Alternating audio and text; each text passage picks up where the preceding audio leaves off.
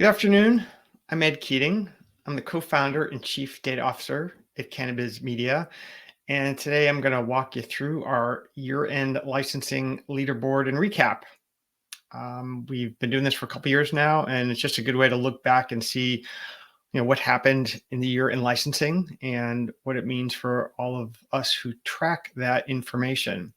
So I'd like to start with a little level setting just to make sure we're all on the same page. Some of the things we'll do is really focus, for the most part, on active licenses because these are the ones that are actually open for business and either growing or manufacturing or have stores open. So with that, let's put up a couple numbers here and dig in. So first off, we estimate that there have been about 108,000 cannabis licenses issued in the US on the state level. Pretty big number. And we think that's up about 10% from last year, 9.6%. Going to that active point I referenced before, at the end of the year, just under 40,000 licenses were active. And that's with a focus on cultivation, manufacturing, and then dispensary and retail. And that number is down from the end of year 2022 by about 7% when there were approximately 42,300 licenses. So we're seeing a shrinkage in active licenses. Doesn't mean necessarily cause for concern, but anybody who's been watching the industry knows that there's been oversupply in many markets, and the numbers and graphs will prove that out. And then something that's always been a focus for Cannabiz Media and for our customers are the new licenses. So looking back on last year, how many new active licenses were issued? We know that there were other issued that may have been pending or they're still in the applied stage. This does include this. So just the number of new licenses that have gone active, and that's numbers only 5,200, which is down a lot from 2022 when the number was closer to 9,800. So quite a bit of a decline in terms of new license issuance, and there's lots of reasons for that. In some cases, programs have been slow to start, or there have been lawsuits and more lawsuits and a third round of lawsuits. So there's definitely a lot of things that can get in the way. To see what the new license issuance looks like graphically, this is one of my favorite kind of ways to display this information, where you can see that the grow licenses are really the biggest area, and they always have been. Cultivation licenses seem to be the biggest, and you can see that really everything's in decline. There is a spike in the middle there where a lot of licenses were issued. We'll see this in future slides too. A lot of it has to do with a bunch of Michigan grow licenses. I had the team look into it and just help me understand it. And it wasn't so much that there were lots of new farms created. It was mostly people doing canopy expansion. So they got essentially add-on licenses to their existing farms or facilities. But still, it's an increase of canopy, and that is significant. So moving on to looking at sort of all the licenses by month. So a lot of licenses were issued in January and February. Interestingly, these came from Oklahoma, the state that supposedly has had a moratorium for the last almost 18 months, 16 months. Took a while for it to sink in, and we'll see that in future slides. And then once again, we'll see that spike in the middle of the year, which has to do with those Michigan licenses. But then, once you get through the middle of the year, sort of July, it really drops off across the board. Slower license issuance, end of the year, programs not getting off to a rapid start. So, definitely a decline in this new license activity that we've been tracking for many, many years. So let's look at the leaderboard in terms of the states where the magic did happen. Michigan, they really accounted for 1,100 of those new licenses. That's a ton. Most of those licenses were cultivation, 783, 96 were manufacturing. 243 were stores, so kind of a 70%, 8.5%, 22%. So grow was the big area. In terms of California, similar. Cultivation was at 61%, manufacturing at 9, and stores at about 30%. One interesting note to keep in mind as you look at California, and I've written about this really throughout 2023, was a year ago they enabled farms to get large licenses, and these have definitely had an impact. I think about 40 have been issued, and it allows people to essentially consolidate these smaller licenses that they had to get postage stamp style to really represent the farm. So, that's, I think, one of the issues too in terms of what we're seeing in California. So let's dig into Oklahoma because it's just such an important market. It's one that the industry kind of almost perseverated on in some years because there was so much going on. But looking at this slide, we have two data points to look at here. The big green columns are simply the total number of active licenses, and this is just over the 12 months of last year. And you can see that it's just under 12,000 at the start of the year, and then it moves all the way down to, I'm going to estimate this, probably like 8,500. That's a big declination. One of the charts we use internally and for our customers shows the net, are you plus or minus this month? And it looked like every month they were dropping 500 licenses. And there's a lot of reasons for that. It's, has to do with a lot more enforcement and other activities going on with the regulator. But take a look at the blue line. This shows the number of new licenses issued for the month. And in the beginning of the year, they were still killing it. 580, 277, and then 80, 18. This is like from an economics class, to show the perfect curve of something going to zero. Well, they're pretty much at zero now, and they will not be at the top of the leaderboard. I think the state doesn't want them at the top of any leaderboard. It's really a big change, and the regulators are doing a lot of work there. They are checking essentially the veracity of all these licenses, who the owners are.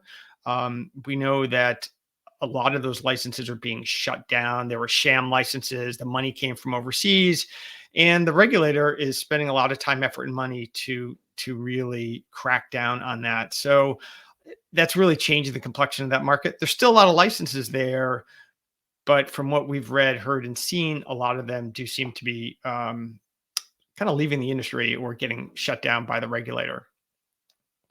Let's take a look at some regional snapshots, and we're doing this regional just as we were presenting it last year, because with 39 odd markets, it's a little hard to dig into each state in a presentation like this.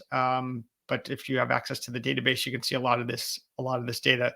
So regional snapshots. First off, how did 2023 compare to 2022 in terms of license issuance by region? So this is kind of interesting in that two of the regions really had giant changes. In the Southwest and the West, big blue spikes from lots of licenses. For the one in the Southwest, that's all Oklahoma. they were the ones kicking that one up. And then in the West, I think it might be California. But look at the other three regions. Really not much difference from year to year. Like in the Northeast, the beast in the East never happened. New York didn't come flying through with tons of licenses. New Jersey kind of did, but New York didn't. Vermont kind of stepped up, but a lot of those other regions stayed pretty steady. So let's take a look at specific regions kind of by month. Like, what did the curve look like over the course of the year? So first off, Midwest. Big spike in the middle. That was that issuance of all those grow licenses where people were expanding their grow. It's also important to note that out of the 1,328 licenses that we found as going active in the Midwest, 88% came from Michigan. And Michigan has been at the top of the leaderboard for a long time with Oklahoma and California. Not a real surprise, but really kind of sucking up all the oxygen in the Midwest in terms of a real active market. And it's interesting. I was talking to an industry professional yesterday asking her which state has gotten licensing right. And she picked Michigan. She said she thought they did a good job, and it certainly looks pretty healthy and robust. Now, jumping over to the Northeast, definitely some sort of like peaks and valleys, but a lot of consistency from like June to almost to the end of the year. They certainly dipped down as we saw in that graph that showed the whole country, but just not as many licenses. And the Northeast includes like Connecticut, Mass, Maine, New Hampshire, sort of all of New England, Vermont. So, licenses are definitely getting issued. We're all waiting for the 1,500 supposedly that New York are supposed to be kicking out. So now to the southeast, not a lot of licenses here. There's only a small spike here. I think this is when I either added, discovered, or put in a lot of Puerto Rico licenses that came in. But on the whole, not a lot of activity here. And these include states like Arkansas, Mississippi, Virginia, West Virginia, Maryland. Now, some of these states have programs coming on where we're going to get more licenses, but they have just not kicked through. Here we have Southwest. This includes Arizona, Oklahoma, Texas. And you can see here that all those licenses that I referenced Oklahoma issuing earlier, once you take those out and they go to zero, look what happens to the rest of the region. I mean, they're under 100 for the whole region. Now, places like Texas are just, essentially a low CBD type market. There's only 3 licenses. It's not really the same kind of market as others, but, still we've got, other states like Arizona and New Mexico. And, there's definitely opportunities for, somebody else to jump to the top of the leaderboard now that Oklahoma is disappearing. Finally, let's go out to the West. And, here we've got Alaska, California, Colorado, Montana, Nevada, Washington, Oregon, and others.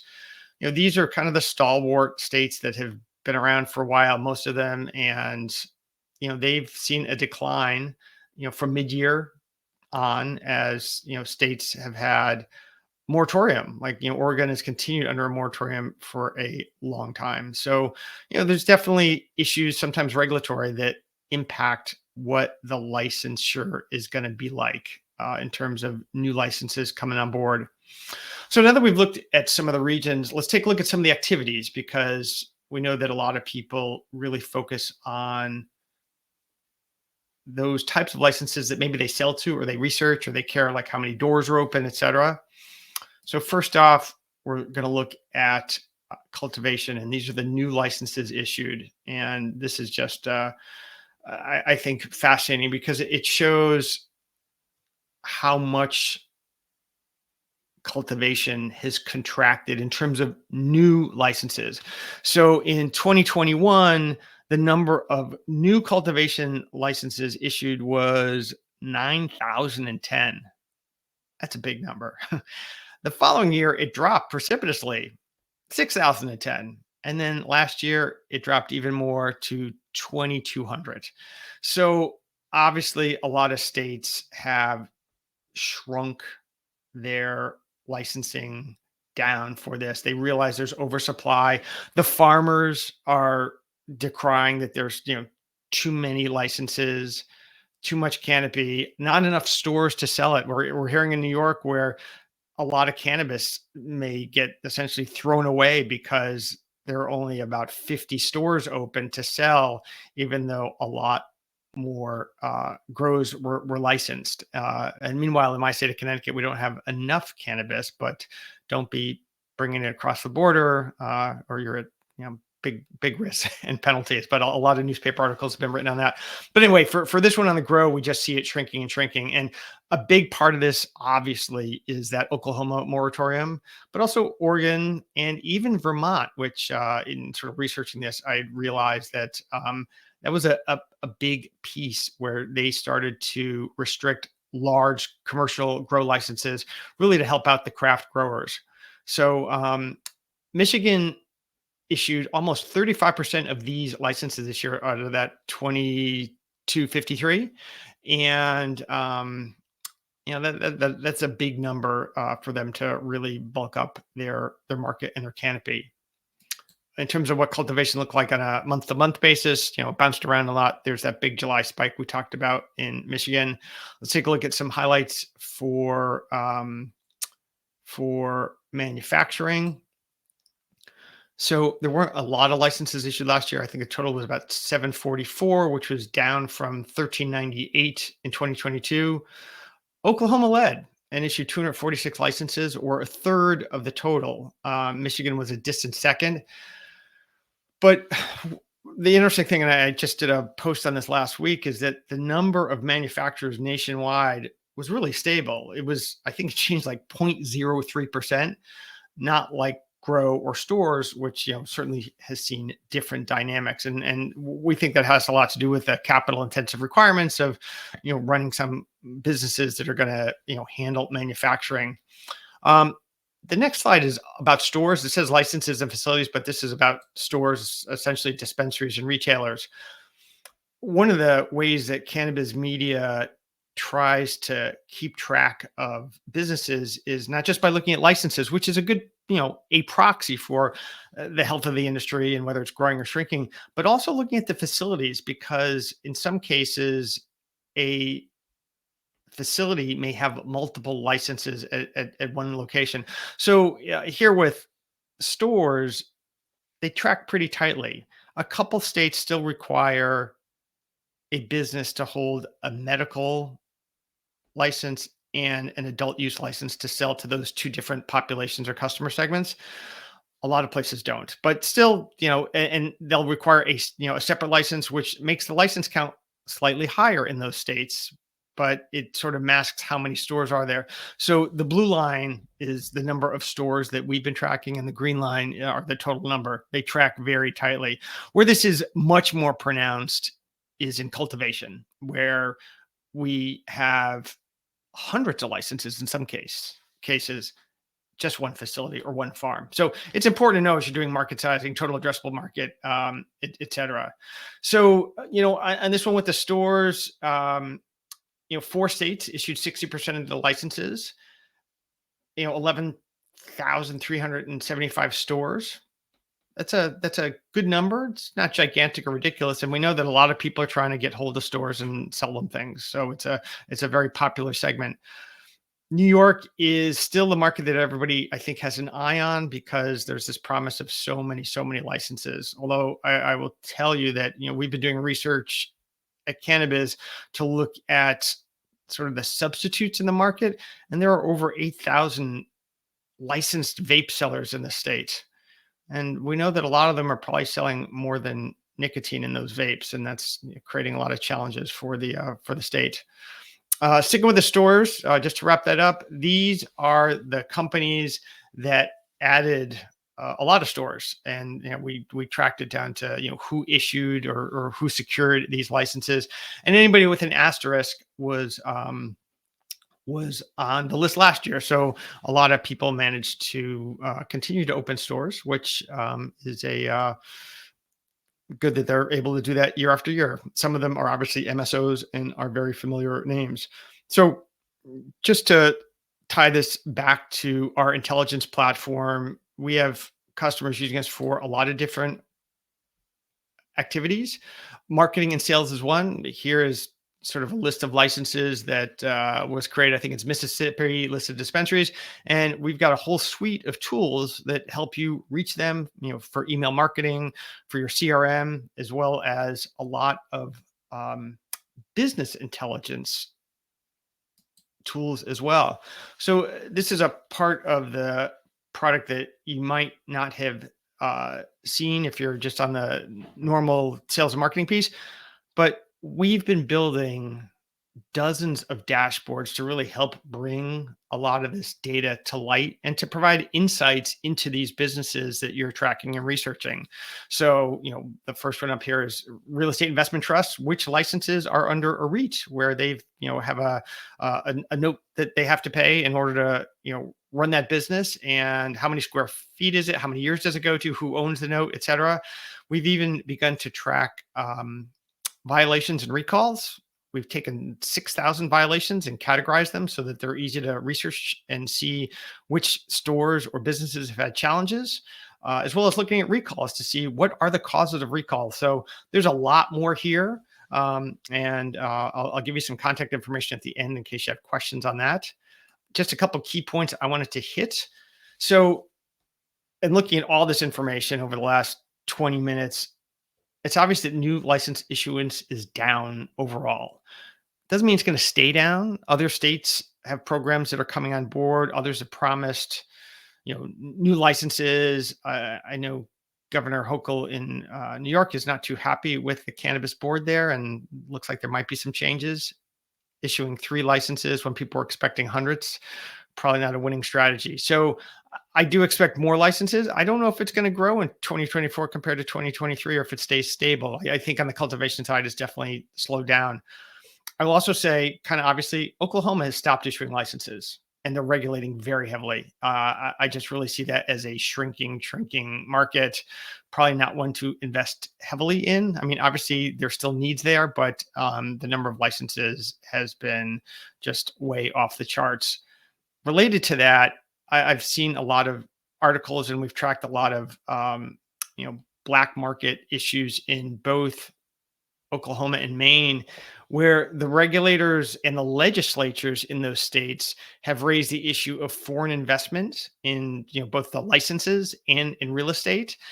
And they're kind of sham licenses because they'll put down some paralegal from the law firm that is supposedly the local owner, but the money is coming from overseas. So there's been a lot of scrutiny on that, and I expect that may continue in other states where there's cheap farmland and people can run these businesses and have access to highways and other things to move cannabis around the country and across those borders. And then lastly, just putting the big number out there that stores at about 11,375.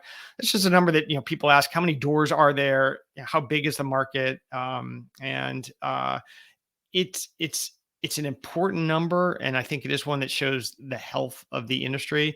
It'll be curious to see how that one changes as new businesses come out to try and make it in places like New York, where we know they're vastly underserviced, versus Oklahoma that has too many, and California, which could still add a lot more.